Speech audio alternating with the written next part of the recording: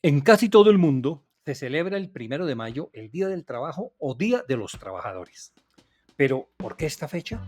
Para comenzar, habría que decir que, dadas las circunstancias, la fecha no es exacta, pues debería haber sido el 4 de mayo. Pero veamos la historia. Actualmente, a nadie se le ocurre que un empleado trabaje más de 8 horas diarias. O si lo hace, deberá recibir una paga extra por cada hora que sobrepase ese límite. Pero a finales del siglo XIX, lo normal era que los obreros tuvieran jornadas de entre 12 y 14 horas.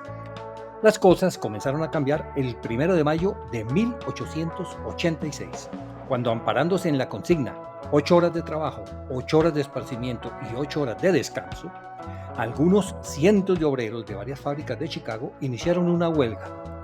Los 2 días siguientes, más obreros se fueron uniendo a la huelga, al punto de que sobrepasaron los 20.000 trabajadores. A pesar del elevado número de huelguistas, el hecho no pasaba de ser una protesta más de las muchas que habían sucedido en Estados Unidos en los años anteriores.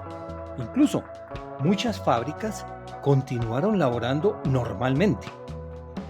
Pero dos hechos cambiaron radicalmente las cosas. El primero se presentó en las inmediaciones de la empresa de maquinaria agrícola McCormick, cuyos empleados no se habían adherido a la huelga. A la salida de la jornada laboral, se enfrentaron con huelguistas que protestaban en la calle. Se dio inicio a una batalla campal que terminó con 6 obreros muertos y varias decenas de heridos. El segundo factor fue producto de que el periodista Adolf Fischer, redactor del Arbeiter Zeitung, un periódico anarquista escrito en alemán, se apresuró a imprimir 25.000 panfletos llamando a las armas y convocando una protesta para el día 4 de mayo a las 4 de la tarde en Haymarket Square. Efectivamente, los trabajadores atendieron al llamado y se concentraron en el lugar acordado para escuchar los discursos y arengas de los líderes de la manifestación.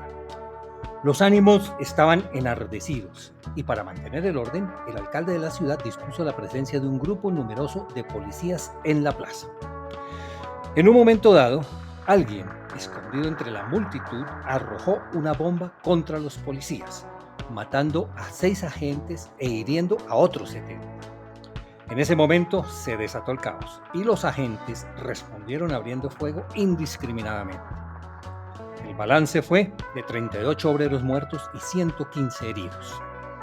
Disuelta la manifestación, la policía detuvo a los cabecillas de la huelga, quienes fueron acusados y llevados a juicio.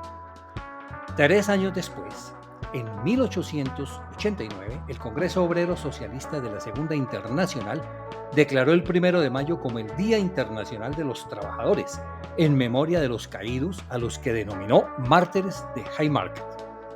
Esa fecha se conmemora en la mayoría de los países.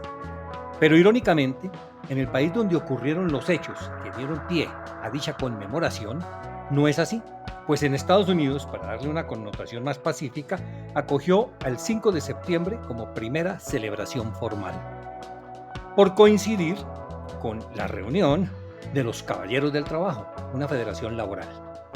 Y la Federación de Sindicatos la repitió al año siguiente en el mismo mes. Entonces, el presidente Grover Cleveland estableció oficialmente el Labor Day, o Día del Trabajo, como festivo federal el primer lunes de septiembre de cada mes. Canadá también lo celebra ese mismo lunes. HistoriaTube te agradece por haber visto este video.